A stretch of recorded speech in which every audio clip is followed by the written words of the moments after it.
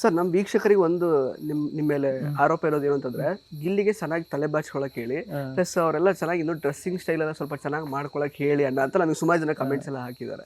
ಯಾಕೆ ಗಿಲ್ಲಿ ಅವರು ತಲೆ ಬಾಚ್ಕೊಳ್ಳಲ್ಲ ನೀಟಾಗಿ? ಇಲ್ಲ ಅಣ್ಣ, ಅದು ನಾನು ಇರೋದೇ ಹಂಗೆ. ಅದನ್ನ ಚೇಂಜ್ ಮಾಡಕ್ಕೆ ಈಗ ಏನೇ ಮಾಡೋಕೋದ್ರು ಈಗ ಒಂದು ಅರ್ಧ ಗಂಟೆ ಒಂದು ಅವರ್ ಇರ್ಬೋದು ಅಷ್ಟೇ, ಒಳ್ಳೆ ಬಟ್ಟೆ ಹಾಕಂತ ತಲೆ ಬಚ್ಕೊಂತ. ಅದು ಏನೋ ಈಗ ನಿಮ್ಗೂ ಒಬ್ಬೊಬ್ರಿಗೆ ಇರ್ತದೆ, ಒಬ್ಬೊಬ್ರಿಗೆ ಅದು ಇಷ್ಟೇ ಇರ್ತದೆ. ನನ್ಗೆ ಹಿಂಗಿರೋದು ಇಷ್ಟ, ಹಂಗೆ ಇಷ್ಟಕ್ಕೆ ತಕ್ಕಂಗೆ ಇರ್ಬೇಕಲ್ಲ ಮಾಡ್ತೀನಿ ಅಣ್ಣ, ಹಂಗೆ ಇರ್ತೀನಿ. ಓಕೆ, ಅಂದ್ರೆ ಮೇಕ್ ಓವರ್ ಮಾಡ್ಕೊಂಡು ಚೆನ್ನಾಗಿ ಕಾಣ್ಲಿತ್ತು. ಬಿಕಾಸ್ ಲಾಸ್ಟ್ ಫಿನಾಲೆ ಟೈಮಲ್ಲೆಲ್ಲ ಚೆನ್ನಾಗಿ ಮೇಕ್ ಓವರ್ ಆಗಿ ಸಖತ್ತಾಗಿ ಕಾಣ್ತಾ ಇದ್ರಿ.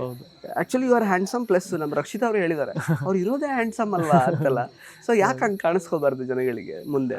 ಕಾಣಿಸ್ಕೊತೀನಿ ಅಣ್ಣ. ಈಗ ಇನ್ನು ಹೊರಗಡೆ ಬಂದ್ಮೇಲೆ ಕಾವ್ಯ ಅವ್ರನ್ನ, ರಕ್ಷಿತಾ ಅವ್ರನ್ನ, ರಘುವನ್ನೆಲ್ಲ ಇವತ್ತು ಮೀಟ್ ಆಗಿದ್ರು. ಮತ್ತೆ ಅಶ್ವಿನಿ ಅವ್ರು ಲೇಟಾಗಿ ಬಂದ್ರು ಸ್ವಲ್ಪ. ಫೋನಲ್ಲಿ ಮಾತಾಡಿದ್ದು ಅಥವಾ ನಿಮ್ಗೆ ವಿಶ್ ಮಾಡಿದ್ದು ಕಂಟೆಸ್ಟೆಂಟ್ಸ್ಗಳಲ್ಲಿ ಯಾರಾದರೂ ಭೇಟಿ ಆಗಿದ್ದು ಏನಾದ್ರು ಉಂಟಾ? ಕಾವ್ಯ ಅವ್ರಿಗೆ ಫೋನ್ ಮಾಡಿದ್ರಾ ಹೇಗೆ? ಕಾವ್ಯ ಅವರು ಮಾಡಿದೆ ಫೋನ್, ಅವರು ಫೋನ್ ಮಾಡಿದ್ರು, ಮಾತಾಡಿದ್ರು, ಎಲ್ಲಿ ಏನು ಮಾಡ್ತಿದ್ದೆ ಏನು ಅಂತ ಕಾವ್ಯ ಅವ್ರಿಗೆ ಫೋನ್ ಮಾಡಿದ್ದು. ಆಮೇಲೆ ಇನ್ಯಾರಿಗೂ ಅಷ್ಟು ಮಾಡೋಕ್ಕಾಗಿಲ್ಲ. ರಕ್ಷಿತಾ ಸಿಕ್ಕಿದ್ರು, ರಕ್ಷಿತಾ ಫೋನ್ ಮಾಡ್ತೀನಿ ಅಂತ ಹೇಳ್ಬಿಟ್ಟು ಇದಾಯಿತು. ಇದೆಲ್ಲ ಒಂಚೂರು ಫ್ರೀ ಮಾಡ್ಕೊಬಿಟ್ರೆ ಕೆಲಸಗಳೆಲ್ಲ ಮುಗಿಸ್ಕೊಂಡು ಆಮೇಲೆ ಎಲ್ಲ ನಿರಾಳ ಆದಮೇಲೆ ಮಾತಾಡ್ಕೊಂಡು. ಉಡುಪಿಗೆಲ್ಲ ಹೋಗಕ್ಕಿದ್ಯಾ ರಕ್ಷಿತ್ ಅವ್ರ ಮನೆಗೆಲ್ಲ? ರಕ್ಷಿತ್ ಅವ್ರ ಮನೆಗೆ ಅಲ್ಲಿಗೆ ಹೋಗ್ಬೇಕು. ಅವಳು ಇಲ್ಲಿಗೆ ಬರ್ತೀನಿ, ನಮ್ಮೂರಲ್ಲಿ ಸಿಡಿ ಹಬ್ಬ ಅಂತ ಮಾಡ್ತೀವಿ, ಇಲ್ಲಿಗೆ ಕರಿಬೇಕು ಎಲ್ರು ಅಂತ ಆಸೆ ಐತೆ. ಹೌದಾ? ರಘು ಸರ್ದು ಜಿಮ್ಮಿಗೆ ಏನಾದ್ರು ಜಾಯ್ನ್ ಆಗೋ ಪ್ಲಾನ್ ಇದೆಯಾ ಗಿಲ್ಲಿ ಅವ್ರಿಗೆ?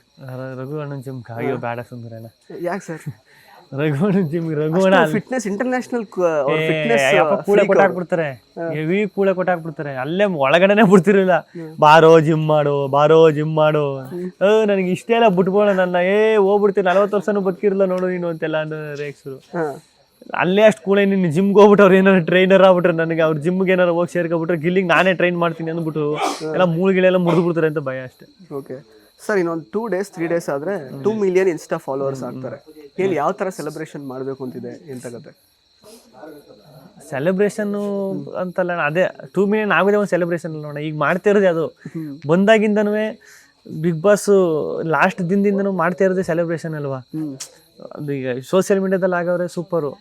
2 million ಆಗೋದೇ ಒಂದು ದೊಡ್ಡ ಸೆಲೆಬ್ರೇಷನ್ ನನ್ನ ಪ್ರಕಾರ. ಓಕೆ ಸರ್, ನಿಮ್ಮ ಅತ್ತೆ ಮಗಳಿಗೆ ಅಶ್ವಿನಿ ಅವರಿಗೆ ನಿಮ್ಮ ಅಮ್ಮನ ಕಂಡ್ರೆ ಸಿಕ್ಕಾಬಟ್ಟೆ ಇಷ್ಟ. ಸೊ ಅವ್ರ ಜೊತೆ ಮಾತಾಡುವ ಪ್ರಯತ್ನ, ಇನ್ನು ಮುಂದೆ ಚೆನ್ನಾಗಿ ಇರ್ತೀರಾ ಅವ್ರ ಜೊತೆಗೆ? ಏನು ಅದು ಕುತೂಹಲ ಇದೆ ಆ್ಯಕ್ಚುಲಿ ಹೊರಗಡೆ?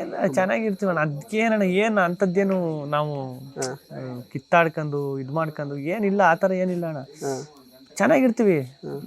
ಅವರು ಆ್ಯಕ್ಚುಲಿ ಅವ್ರು ಊಟಕ್ಕೆಲ್ಲ ಕರೆದಿದ್ರು ಅವ್ರ ಮನೆಗೆ. ನನ್ನ ಅಲ್ಲಿ ಒಳಗಡೆ ಅವ್ರ ತಮ್ಮ ಎಲ್ಲ ಬಂದು, ಅವ್ರ ತಮ್ಮ ಅವ್ರ ಅವಾಗ ಬಿಗ್ ಬಾಸ್ ಮನೆ ಒಳಗಡೆ. ಹೌದು, ಹೊರಗೆ ಬಂದ್ಮೇಲೆ ಯಾರು ಮಾತಾಡಿದ್ರು? ಹೊರಗೆ ಬಂದ್ಮೇಲೆ ಏನು ಮಾತಾಡಿಲ್ಲ, ಏನು ಫೋನ್ ಮಾಡಿ ಕರೆದಿಲ್ಲ, ಆ ಥರ ಏನಿಲ್ಲ. ಸರ್, ಇವಾಗ ಫೋನ್ ಮಾಡಿದ್ರೆ ಏನೋ ಗೊತ್ತಿಲ್ಲ, ನಾನು ನೋಡ್ಲಿಲ್ಲ. ಹೌದಾ? ಬಟ್ ಕಾಂಟ್ಯಾಕ್ಟ್ ಫೋನಲ್ಲಂತೂ ಮಾತಾಡಿಲ್ಲಮ್ಮ. ಈಗ ಮೋಸ್ಟ್ಲಿ ಇದು ಈಗ ಹೋಗಿಲ್ಲ ಫಂಕ್ಷನ್ಗೆ, ಪ್ರೋಗ್ರಾಮ್ಗೆ, ಚಿಂದಂಗಡಿಗೆ, ಅಲ್ಲಿಗೂ ಅವ್ರು ಬರ್ತವ್ರೆ ಅಂತ ಕೇಳಿದ್ದೆ. ನಾನು ಇದ್ದಾಗ ನಾನು ಬಂದ್ಬಿಟ್ಟಲ್ಲ. ಅದೇ ಅಲ್ಲಿ ಸಿಗ್ಲಿಲ್ಲ ನಿಮ್ಗಲ್ವಾ ಅವರು? ನೀವು ಬಂದಾದ್ಮೇಲೆ ಬಂದ್ರು ಅವರು. ಸರ್, ಇವಾಗ ಒಂದು ಹ್ಯೂಮಂಗಸ್ ಸಕ್ಸಸ್ ಸಿಕ್ಕಿದೆ ಲೈಫಲ್ಲಿ. ಸಾಕಷ್ಟು ಜನ ನಿಮ್ಮ ಮೇಲೆ ಡೌಟ್ ಪಟ್ಟವರು, ಈಗ ಇವ್ರು ಏನ್ ಮಾಡ್ತಾರೆ ಅಂತ ಅನ್ಕೊಂಡವರು, ಮತ್ತೆ ನಿಮ್ಮ ಮೇಲೆ ಜಲಸ್ ಪಡ್ತಾ ಇದ್ದವ್ರಿಗೆಲ್ಲ ಒಂದು ದೊಡ್ಡ ಉತ್ತರ ಸಿಕ್ಕಿದೆ ಇವಾಗ. ಸೊ ಏನ್ ಹೇಳಕ್ ಇಷ್ಟಪಡ್ತೀರಾ ಆಕ್ಚುಲಿ ಅಂತವ್ರಿಗೆಲ್ಲ? ನಿಮ್ಮ ಪೊಟೆನ್ಷಿಯಲ್ನ ತಿಳ್ಕೊಳ್ದೇನೆ ನಿಮ್ಮನ್ನ ಕೆಳಗೆ ಇಟ್ಟವರು ಅಥವಾ ಹೀಯಾಳಿಸಿದವರು ಅವರೆಲ್ಲ ನಿಮ್ಮ ಲೈಫಲ್ಲೂ ನೀವು ನೋಡಿರ್ಬೋದು. ಏನು ಹೇಳ್ತೀರಾ? ಅದನ್ನ ನೆನಪಿಸ್ಕೊಂಡ್ರೆ ಏನು ಅನ್ಸುತ್ತೆ ನಿಮ್ಗೆ ಈಗ? ಅದು ಆ ಟೈಮಲ್ಲಿ ಬೇಜಾರಾಗೋದಣ್ಣ. ಈ ಟೈಮಲ್ಲಿ ಖುಷಿ ಆಯ್ತದ, ಬಿಡಪ್ಪ ಅದನ್ನ ಉಲ್ಟಾ ಮಾಡಿದ್ವಲ್ಲ, ಅಂದ್ರೆ ಪ್ರೂವ್ ಮಾಡ್ಕೊಂಡ್ವಲ್ಲ. ಅದು ಹೇಳ್ದ ಮೋಸ್ಟ್ಲಿ ಅದೇ ಕಾರಣ ಆಗಿರ್ಬೋದಲ್ವಣ. ಈಗ ಹೇಳ್ದೆ ಒಂದು ಕಾರಣ ಆಗಿರ್ಬೋದು. ಹಿಂಗೆ ಹೇಳ್ಬಿಟ್ರಲ್ಲ, ನನ್ನ ಕೈಲಿ ಆಗೋದಿಲ್ಲ ಅಂದ್ಬಿಟ್ಟು ನೋಡೇ ಬಿಡುವ ಮಾಡ್ತೀನಿ ಅಂತ, ಅದೊಂದು ಥರ ಪುಷ್ ಆಗಿರ್ಬೋದಲ್ಲ. ನಾನು ಏನೋ ಒಂದು ಮಾಡ್ತೀನಿ ಅನ್ನೋದಕ್ಕೆ ಖುಷಿ ಆಯ್ತದೆ. ಓಕೆ, ಅಂದ್ರೆ ಇದನ್ನ ಇವಾಗ ಅದೇ ಹ್ಯಾಂಡಲ್ ಮಾಡೋ ವಿಷಯ ನಾನು ಕೇಳಿದೆ, ಹೆಂಗ್ ಮಾಡ್ಬೇಕು ಅಂತ ಅನ್ಕೊಂಡಿದ್ದೀರಾ ಅಂತ. ನೀವು ಹ್ಯಾಂಡಲ್ ಮಾಡ್ಬೇಕಾಗಿರೋದು ಇಷ್ಟೇ, ಅಂದ್ರೆ ಜನಗಳಿಗೆ ಒಂದು ಒಳ್ಳೆ ಪ್ರಾಜೆಕ್ಟ್ ಮೂಲಕ ಒಂದು ಉತ್ತರ. ಸೊ ಏನ್ ಎಕ್ಸ್ಪೆಕ್ಟ್ ಮಾಡ್ಬೋದು ನಿಮ್ಮಿಂದ ಜನಗಳು ಮುಂದಿನ ದಿನಗಳಲ್ಲಿ? ಅದೇ ಎಲ್ಲೇ ಎಕ್ಸ್ಪೆಕ್ಟ್ ಮಾಡೋದೇನು ಎಂಟರ್ಟೈನ್ಮೆಂಟು. ನೀನ್ ಹೆಂಗಿದ್ದೆ ಹಂಗಿರು, ನಾನು ಹೆಂಗಿರ್ತೀನಿ ಹಂಗಿದ್ರೆ ಇಷ್ಟಪಟ್ಟು. ಈಗ ಹಂಗೆ ತಾನೇ ಬಿಗ್ ಬಾಸ್ ಮನೆಯಿಂದ ಇಷ್ಟಪಟ್ಟಿರ್ತೀನಿ. ಹೆಂಗಿರ್ತೀನಿ ಹಂಗಿರ್ತೀನಿ, ಯಾವುದೋ ತಲೆಗೆ ಹಾಕಿದ್ದೇನೆ, ತಲೆಗೆ ತಕ್ಕದೇನೆ, ಕೇರ್ಫುಲ್ಲಾಗಿ ಹೆಜ್ಜೆ ಇಟ್ಟು ಒಂದು ಒಳ್ಳೆ ಎಂಟರ್ಟೈನ್ಮೆಂಟು ಎಲ್ಲಿವರೆಗೂ ಕೊಡ್ತೀನಿ ಅಲ್ಲಿವರೆಗೂ ಇರ್ತೀನಿ ಅಂತ ಅನ್ಸುತ್ತೆ ನಾನು. ಓಕೆ, ಕಿರಾತಕ ಫಿಲಮ್ ಅಲ್ಲಿ ಡಡಕ್ ನಕ ಸಾಂಗ್ ಬರುತ್ತೆ. ಅದು ಅಫಿಷಿಯಲ್ ಆಗಿ ಗಿಲ್ಲಿ ಸಾಂಗ್ ಅಂತ ಇವಾಗ ಹೊರಗಡೆ ಪಾಪ್ಯುಲರ್ ಆಗಿದೆ ಆಕ್ಚುಲಿ. ಅದೇ ಮಳವಳ್ಳಿ ಮದ್ದೂರಲ್ಲೂ ಹಾವ ಮಡಗಿ ಅವನಿ ಅದು. ಸೊ ಏನ್ ಅನ್ಸುತ್ತೆ ಆಕ್ಚುಲಿ ಅಲ್ಲಿ ಫುಲ್ ನೋಡಿ? ಈ ಸಾಂಗ್ ಅವಾಗ 10 ವರ್ಷದಿಂದ 11 ವರ್ಷದಿಂದ ಯೂಟ್ಯೂಬಲ್ಲಿ ಅಪ್ಲೋಡ್ ಆಗಿರೋದು. ಈಗ ಗಿಲ್ಲಿ ಸಾಂಗ್, ಇದು ಅಫಿಷಿಯಲಿ ಗಿಲ್ಲಿ ಸಾಂಗ್ ಅಂತ ಆಗ್ತಾ ಇದ್ದಾರೆ ಆಕ್ಚುಲಿ. ಏನ್ ಅನ್ಸುತ್ತೆ? ಇಲ್ಲ ನನಗೂ ಆ ಸಾಂಗ್ ತುಂಬಾ ಇಷ್ಟ ಅಣ್ಣ. ಇಲ್ಲಿ ನಾನು ನೀವು ನಂಬ್ತಿರೋ ಬಿಡ್ತೀರ, ಇದು ಕಾಮಿಡಿ ಕಿಲಲ್ಲಿ ಎರಡನೇ ವಾರ ಅನ್ಸುತ್ತೆ, ಎರಡನೇ ವಾರ ನನ್ನ ಎಂಟ್ರಿಗೆ ಅದೇ ಸಾಂಗು. ಇಲ್ಲೆಲ್ಲ ಬರ್ಕೊಂಡು ಮಳವಳ್ಳಿ ಮದ್ದೂರಲ್ಲೂ ಆ ಮಡ್ಗಿವ್ನಿ ಅಂತ ಬರ್ಕೊಂಡು ನನ್ಗೆ ಅದೇ ಸಾಂಗ್ ಬೇಕು ಅನ್ಕೊಂಡು ಈಗ ಮಳವಳ್ಳಿ ಮದ್ದೂರು ಕನೆಕ್ಟ್ ಆಯ್ತದೆ ನೋಡೋರ್ಗು, ನಮ್ ಕಡೆಯವ್ರಿಗೆ ಅಂದ್ಬಿಟ್ಟು ನನ್ಗೆ ಆ ಸಾಂಗ್ ಬೇಕು ಅಂತ ಹಾಕಿಸ್ಕೊಂಡೆ ಬಂದೆ. ನೋಡ್ರ ಅದೇ ಸಾಂಗ್ ಆತರ ರೀಲ್ಸ್ಗೆಲ್ಲ ಹಾಕೋದು ಮಳವಳ್ಳಿ ಮದ್ದೂರಲ್ಲೂ ಹಂಗೆಲ್ಲ ಇದು ಮಾಡ್ತಾರೆ. ಹವಾ ಇವಾಗ ಮಡಗಿದ್ರಲ್ಲ ಆಕ್ಚುಲಿ, ಅಷ್ಟು ಜನ ಪೊಲೀಸ್ ಮುಂದೆಗಡೆ ಓಡ್ ಬರೋದು ಅದೆಲ್ಲ ನೋಡ್ ಅಂದ್ರೆ ನಿಮ್ಗೆ ಏನ್ ಅನಿಸ್ತೈತೆ ಆಕ್ಚುಲಿ? ಇದೇನ್ ನನ್ ಮುಂದೆನ ಇದು ಓಡೋಗ್ತಿರೋದು? ಸತ್ಯವ್ರು ಇನ್ನೂ ಕನ್ಸು ಅದು, ಇನ್ನೂ ಅದನ್ನ ತಗೊಳಕ್ಕೆ ಐತಿಲ್ಲ ಅಣ್ಣ. ಅದು ಹೆಂಗೆ ಅಂದ್ರೆ ನನ್ ಒಂಥರ ಹೆಂಗೆ ಇದು ಹೆಂಗ್ ಸಾಧ್ಯ, ಇದು ಹೆಂಗೆ ಏನ್ ಆಯ್ತೈತೆ ನನ್ನ ಲೈಫಲ್ಲಿ, ಏನ್ ನಡೀತಾ ಇದೆ ಹೆಂಗೆ ಅಂತ ಅದು ಇನ್ನೂ ಕನ್ಫ್ಯೂಷನ್ ಅಲ್ಲೇ ಓಡ್ತದೆ. ನಿಜನ ಸುಳ್ಳ ಅದರಿಂದ ಆಚೆನೆ ಬಂದಿಲ್ಲ ಇನ್ನೂ ಒಂದು ವಾರದಿಂದ ನಾನು. ಓಕೆ ಸರಿ ಗಿಲ್ಲಿ ಅವರೇ, ಸೊ ಫೈನಲಿ ಒಂದು ಹ್ಯೂಮಂಗಸ್ ಸಕ್ಸಸ್ಸು ಜಸ್ಟ್ 27 ವರ್ಷಕ್ಕೆ ಅಷ್ಟೇ ಸಿಕ್ಕಿದೆ ನಿಮಗೆ. ಸೊ ಮುಂದೆ ತುಂಬ ದೊಡ್ಡ ಲೈಫ್ ಇದೆ. ಸೊ ಸಾಕಷ್ಟು ಒಳ್ಳೆ ಪ್ರಾಜೆಕ್ಟ್ಸ್ಗಳು ನಿಮ್ಮನ್ನು ಅಟ್ರಾಕ್ಟ್ ಮಾಡ್ತಾ ಹೋಗಲಿ, ಪ್ಲಸ್ ಇಷ್ಟೇ ಹಂಬಲ್ ಆಗಿ ಇರಿ. ಅಂದರೆ ಜನಗಳಿಗೆ ಅದೊಂದಿದೆ, ಒಳಗಡೆ ಇದ್ದಾಗ ಅಣ್ಣ ಅಷ್ಟೊಂದು ಕಾಲು ಎಳಿತದೆ ಎಲ್ರಿಗೂ, ಹೊರಗಡೆ ಬಂದು ಫುಲ್ ಸಿಂಪಲ್ ಆಗ್ಬಿಟ್ಟವ್ರಲ್ಲ, ಯಾಕೆ ಏನು ಪಂಚಸೆ ಬರ್ತಾ ಇಲ್ಲ, ಏನು ಹಂಬಲ್ ಆಗ್ಬಿಟ್ಟಿದ್ದಾರೆ. ಇದೆಲ್ಲ ನೋಡಿದ್ಮೇಲೆ ಇನ್ನೇನ್ ಮಾತೇ ಬತ್ತೇ ಇಲ್ಲ. ನಾನೇ ಏನ್ಕಂಗ್ ಆಗ್ಬಿಟ್ಟಿದ್ದೀನಿ ಅಂದ್ರೆ ಅದಕ್ಕೆ ಉತ್ತರನೇ ಅದು.